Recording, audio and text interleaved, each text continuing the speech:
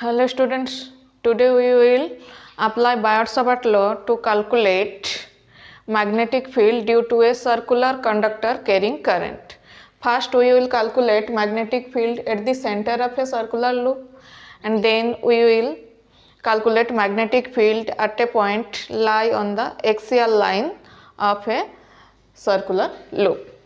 So first, to calculate magnetic field at the center of a circular loop, consider a circular conductor of radius A and center O.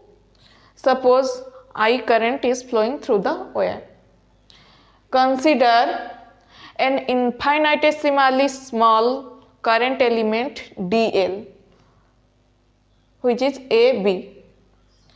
Join the center to the middle point of AB. Obviously, the angle OCA will be 90 degree because this will tangent and this is radius or normal. So, according to Biot-Savart law, the magnetic field due to current element dl at center O will be given by dB equals to mu naught upon 4 pi I dl cross r cap upon a square, where r cap is the unit vector along the radius. So, as you know, dl and r cap are perpendicular to each other. So, this will be dl r magnitude of r cap, that is 1, and sin theta, sin 90 degree equals to 1. So, we can write dB equals to mu naught upon 4 pi I dl upon a square. First we will calculate the magnitude, then we will discuss about direction.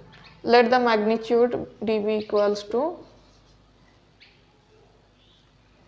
mu naught upon 4 pi I dl upon a square.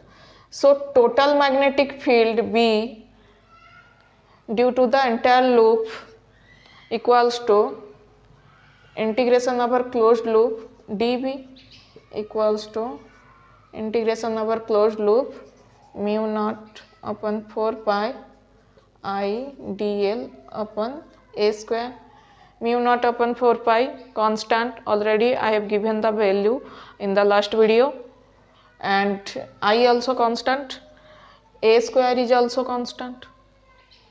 So, we will integrate the term dl equals to integration, take the constant terms outside of the integration. So, mu naught upon 4 pi I upon a square close integral of dl. Can you say about the integration of dl throughout the loop? This will be 2 pi a, that is the circumference of the loop.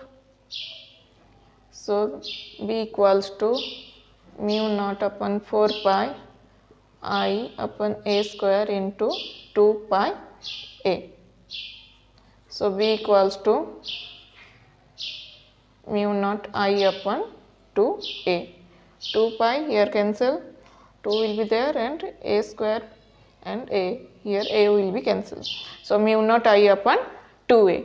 If n number of loops are there, then b equals to mu naught ni upon 2 into a. Now, what about direction of the magnetic field?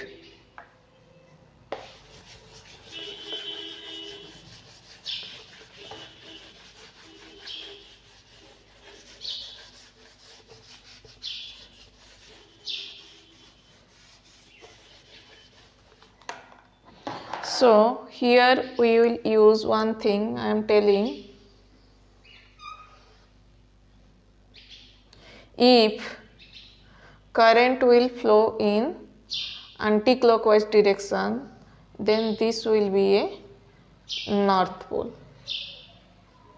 If current will flow in clockwise direction, then this will be a south pole.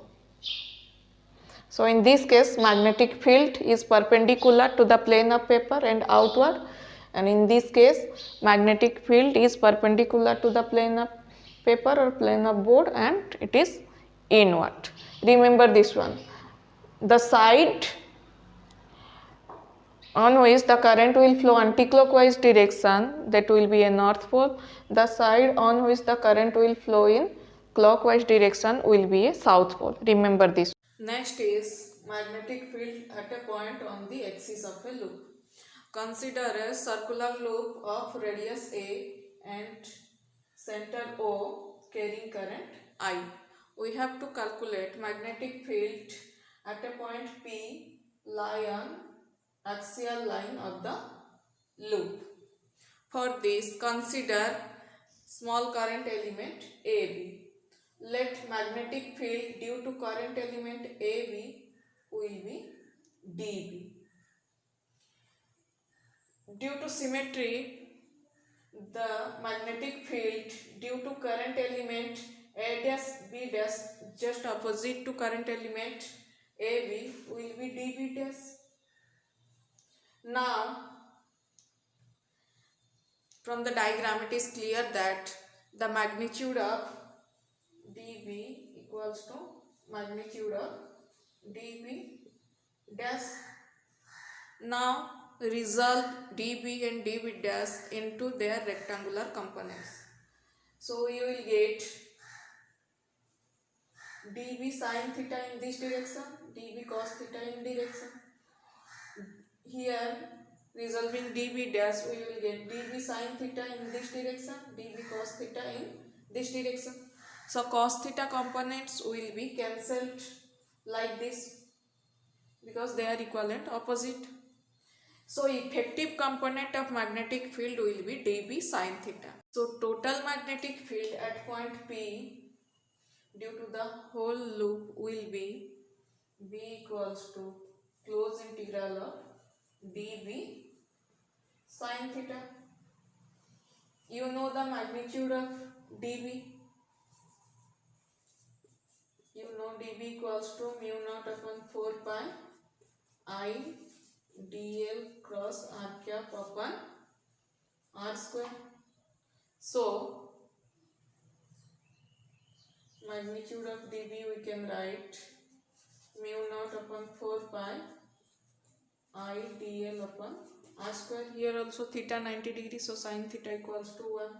So B equals to integration dB sin theta, close integral we will use, equals to close integral of mu naught upon 4 pi I dl upon r square into sin theta equals to mu naught upon 4 pi I sin theta upon r square close integral of dl, constant terms taken outside.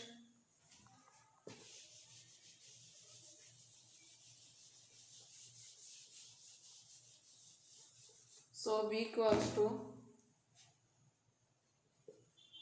mu naught upon 4 pi I sin theta upon r square into 2 pi a. But sin theta equals to a upon r.